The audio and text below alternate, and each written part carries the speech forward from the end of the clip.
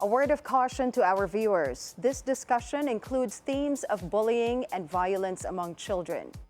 There has been growing outrage online over a resurfaced video that shows the violent extremes of school bullying. How can parents and school authorities work together to make schools safer and more supportive for victims? Joining us via Zoom today is psychologist Joey Intac. It's a beautiful day. Joey, welcome back to the show, second time around to be Yeah, guesting on It's a Beautiful Day. yeah, it's a beautiful day, Monique. No, thank you so much again for inviting me here in your program. Actually, Joey, it's Anne. Monique is right here, and we have Ann, Paolo. yan, Monique and Yes. Paula. Yeah, I'm sorry. It's okay. So, Joey, you know what? I saw this video and I'm a mom myself, and my heart was just broken when I saw this group of young girls bullying this poor girl. She was on the ground, she was crying, and it was really intense physical bullying. When young people gang up and violently attack a peer, what might be going on in their minds at that moment? What is really going on in the mind of a bully? Is it all about power, or could it be something deeper? Yes, thank you so much, Monique.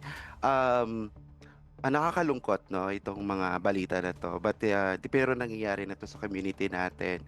One of the reasons kung bakit ganito is peer pressure, no, peer pressure.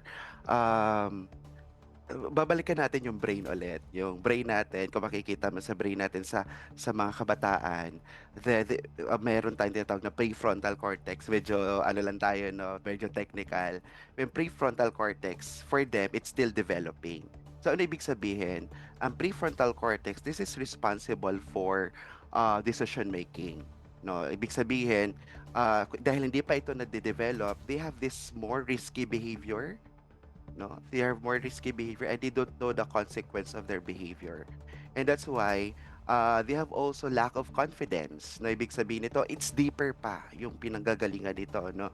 uh, Pag sinabi natin lack of confidence, kumukuha sila ng validation group, no, kaya sumasali sila sa mga ganitong uri ng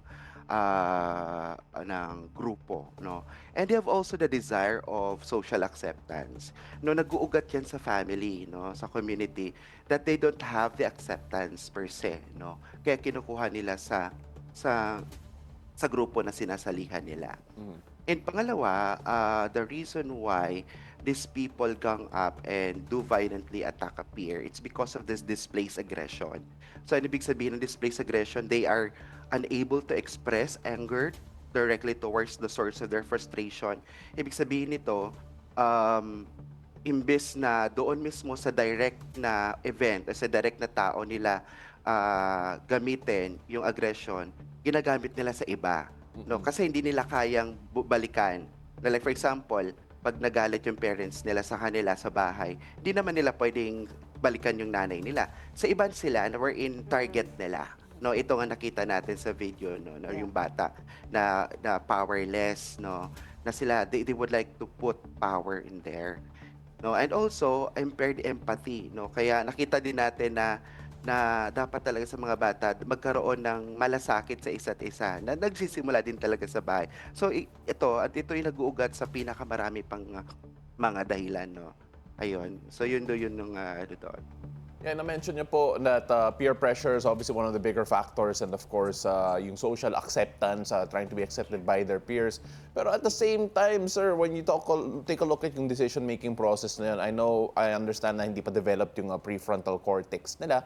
But when you look at the fact that, again, parang, the power of peer pressure, just how big of a factor is that really? Kasi syempre, madaling sabihin na, oh, you don't have to follow person X or person Y. But then at the end of the day, sa age group na yun, in particular, it may be more powerful than more people understand. Yeah, oo. Gano'n ka ano yung peer pressure, malaki talaga ang factor nito kasi they have this what we call ano, no, um yung validation. Kaya kinukuha nila ito sa ibang tao. Kaya nga ang lagi nating sinasabi dito na ang social media is their extension of themselves. No, the more likes na marireceive nila, ibig sabihin, it's a validation. Tama lang pala yung ginagawa ko. Tama lang pala yung pinopost ko. Kahit na tingin naman natin na hindi naman talaga tama or mali na talaga. It's because 'di ba, the more na makakita tayo ng likes, hearts sa pinopost natin kahit mali na, they believe tama yung ginagawa nila. It's because, again, it's a form of validation, no? And also, peer pressure is really rampant nowadays sa mga kabataan, no? Kasi sabihin nila, "Oh, hindi ka na namin kaibigan, no? Kung hindi ka sasali sa amin." No, kailangan din nila kasi ng support group na tingin nila na, "Oh, ito ang gagawin natin. Kapag ka hindi mo ginawa 'to, hindi ka na out ka na sa group." So gano'n kayong ka powerful ang peer pressure na to the extent na kaya na nilang gawin yung manakit ng ibang tao without empathy or malasakit sa iba. Yeah, you mentioned social media and getting that validation. You know, it boggles my mind that while they're bullying this girl, they're also taking a video to post on social media, which is crazy. So would you say validation is the reason why they're also taking the video? Or is there another motive behind that? Yeah, bukod sa validation, meron bang ibang mga motive, no? Maraming factor 'yan.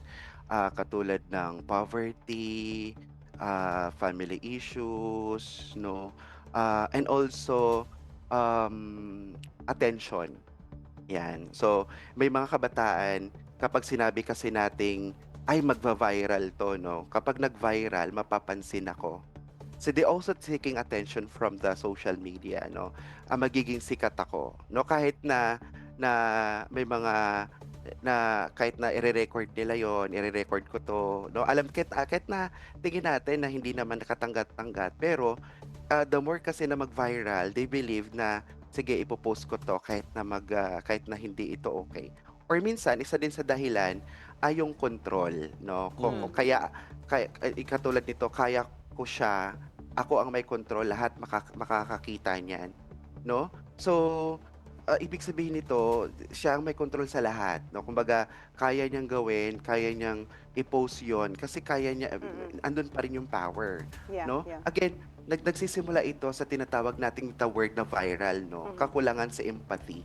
No, Yes. nagsimula ito sa bahay na kung saan dapat doon binibuild yung malasakit sa isa't isa, na may respeto, no? Kailangan, na hindi lang ako pala nabubuhay sa mundong to, meron pa palang iba. It Right, starts right. from childhood, Yes. no?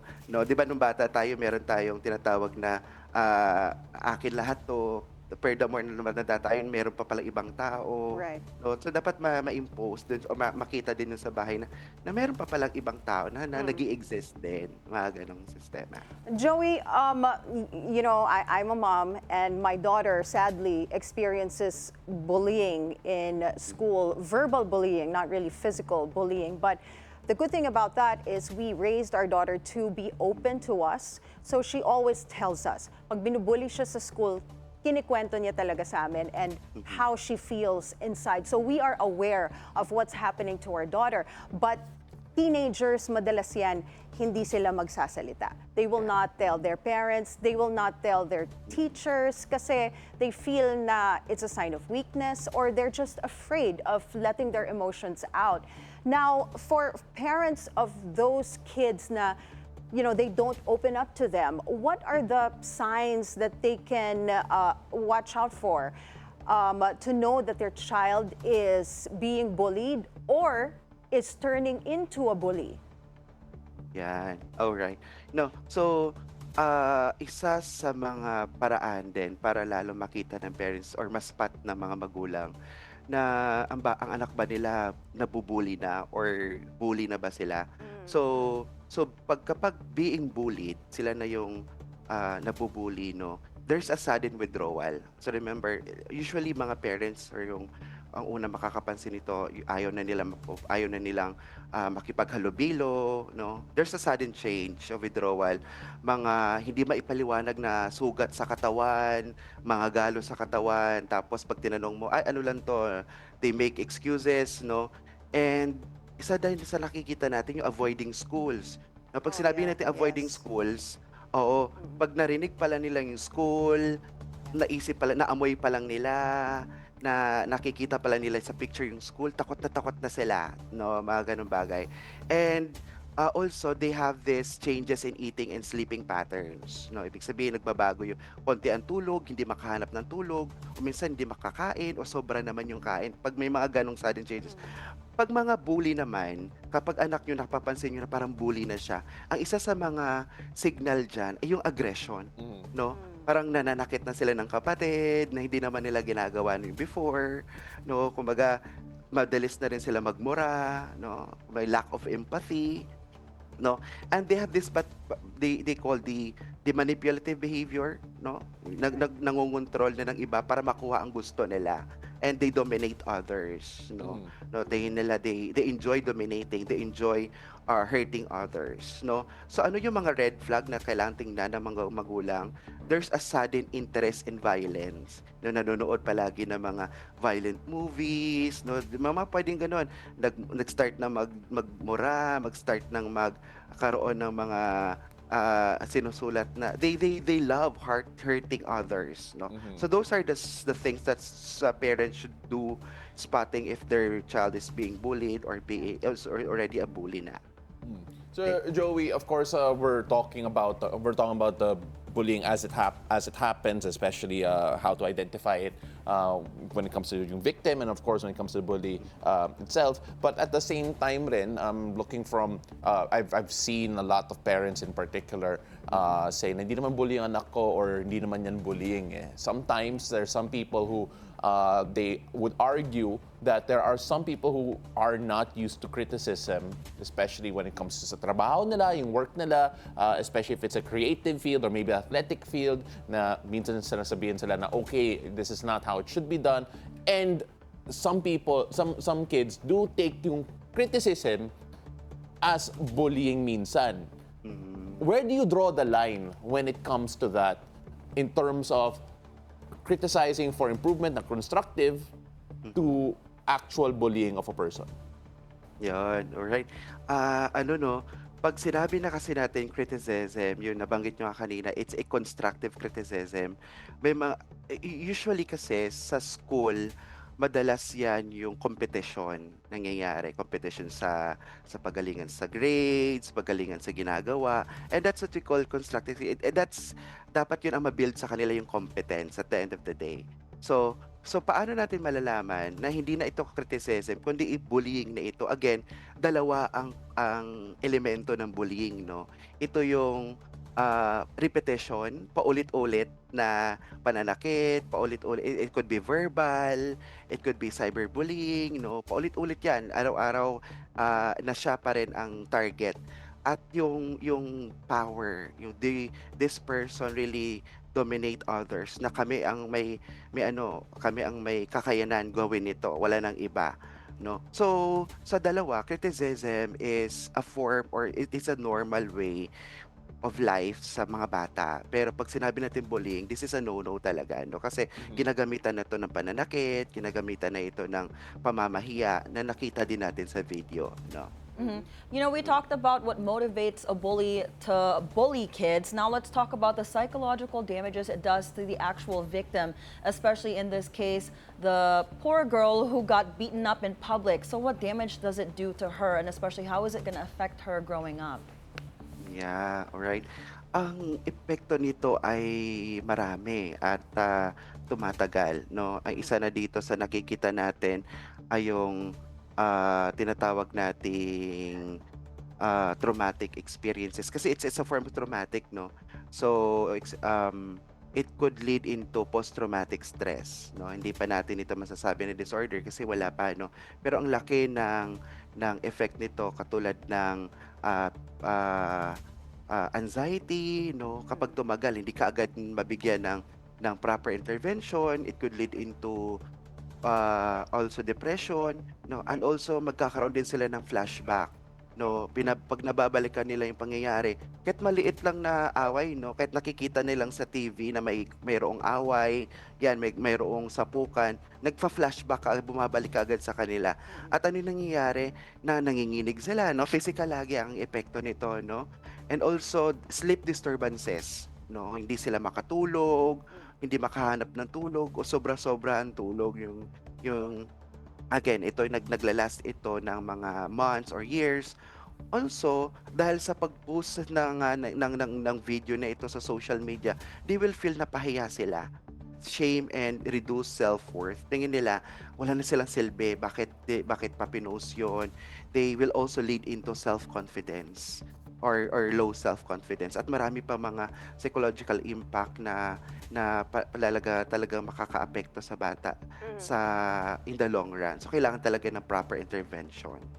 Joey, ano ba ang role talaga ng schools, in preventing bullying? Kasi most of the time, this happens within the campus, within the school premises, right? So, what is the role of the school to prevent this from happening? In your experience, ano yung mga interventions that work? Should it be like a zero tolerance approach, or mas makakatulong yung empathetic and parang rehabilitation? So which process is actually more effective? Yun. Ang maganda din na gawin ay they must use these moments as teaching opportunities, no, for the schools. Kasi educators should initiate conversations about empathy, yung kanina nga, na hindi lang ikaw yung nandito, there are also other people, no, na dapat pagkaroon ng malasakit. And pwede rin ituro sa mga bata ano ba yung empathy, ano ba yung impact ng violence sa kanila, and the dangers of normalization. Kasi may mga bagay tayong nino-normalize ngayon, yung pananakit, no, normal lang kaya hindi ako talaga sa pamamaraan ng pananakit bilang paraan ng pagdidisiplina, no. Kasi sinasabi lang natin dito na nino-normalize lang natin, dapat lang 'to saktan kasi nakagawa 'tong na mali. Pero may mga sa insidente na ito, hindi natin nakikita na nino-normalize na pala natin yung mga bagay na hindi na pala dapat. Na dapat ito yung magiging teaching opportunities for schools, and it is also important to help kids critically reflect on what they watch and understand the real life consequence of everyone's involved. No, para naman sa mga bata, pwede rin nilang gawin itong maging reflection. Ano ba yung pwede mag-ugat nito? Ano ba yung pwede ano ba yung epekto nito sa akin? At ano ba yung magiging epekto natin? So kaya kailangan talaga yung andun yung pag nanonood yung mga bata, katulad ng gatong mga violent acts, dapat ma-explain din sa kanila ano ba yung pinapanood nila, paano nila ito, parang it's a form of reflection, no? Paano ba nila ito nakita? Ano naramdaman nila? Yan. Ano naramdaman nila nung nakita nila ito? Anong naisip nila nung nakita nila ito? It's a form of it's a form of bonding din for parents, no, na makita din itong videos para at least makita din na hindi lang pala dapat may mga bagay na nino-normalize tayo nowadays. Na ang pananakit ay pananakit. Period. Hindi yan dahil ganito, wala na nang iba yan. Pananakit ay pananakit talaga yan. It's either verbal, physical man yan, or psychological or emotional. Ayan. Thank you so much, Sir Joey. Really appreciate all of that. Alam ko mabigat yung topic natin this morning, but in a conversation that we must have for sure. Before we let you go, anong advice niyo po for the parents who are concerned that baka nga that their child may be a bully or may be the bullied before we let this go? Kasi syempre, medyo concerning nga ang video na nakita natin. Yan. Oo. Oo, para sa mga magulang, no, turuan sa bata pa lang, nagsisimula sa bata ang kagandahang asal, no? Kasi turuan ng mga bata na ano ba ang mga red flags ng bullying, paano na ba nila makita, and also proper communication sa bata, no? Huwag niyo silang gawing pag nag-share sila sa inyo o pag nagsabi lang sa inyo, pag share sila ng experience sa inyo, huwag ka agad mag-judge. Ikaw kasi, no? Bakit mo kasi ginawa yon? Mga ganong bagay. Yes. Right. try to listen to them, no? Yes. Kasi minsan 'di ba ang mga bata mas gusto pa nila mag-share ng nararamdaman nila sa mga kaibigan kasi That's true. they're being accepted by their by their friends, no, by their peers na yung binibigyan pa nila ng pagkakataon, sige, okay lang yan, mga ganun. So, dapat sa parent magsisimula yan.